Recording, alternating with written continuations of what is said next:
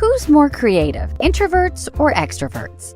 Creativity, just like intelligence, has multiple facets to it, ranging from visual arts like design and photography to storytelling, dance, and music production. We all have the great potential to create.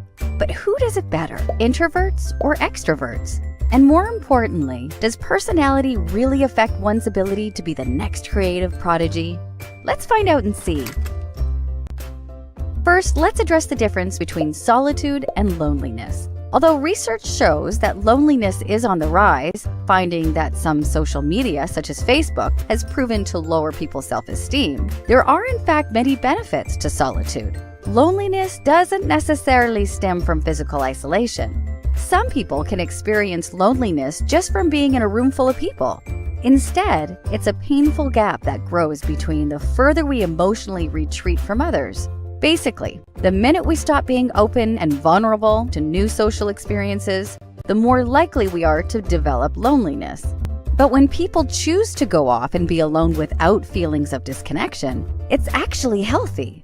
Although solitude is essential for introverts because they often get overly stimulated by their environments, it turns out there's more benefits to it than just your average quiet time.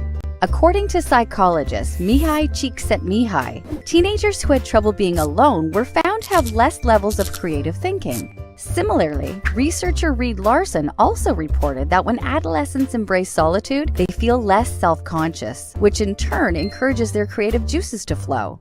So in order to create alone, one must grow comfortable being alone.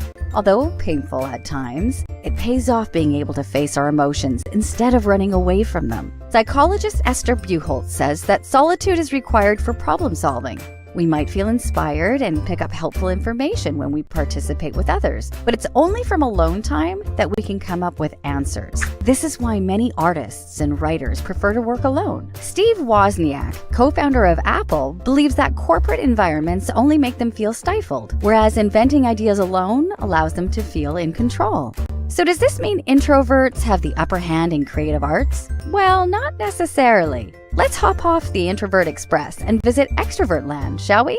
Extroverts might not be as introspective as introverts, which can cause them to miss details introverts are likely to notice and analyze, but they excel in group sessions of brainstorming, which can help corporate companies to grow and succeed. Quick to initiate ideas and turn them into action plans, they also make great doers. So instead of leaving their ideas in a passive state, they are stimulated by projects and back-and-forth communication that keeps the process running smoothly. In conclusion, it turns out the answer isn't always so black and white.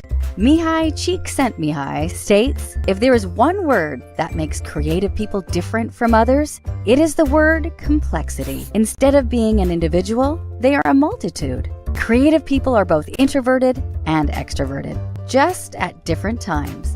They understand that they need to feed off of others to get inspired and come up with new ideas, but they utilize alone time in order to grow them.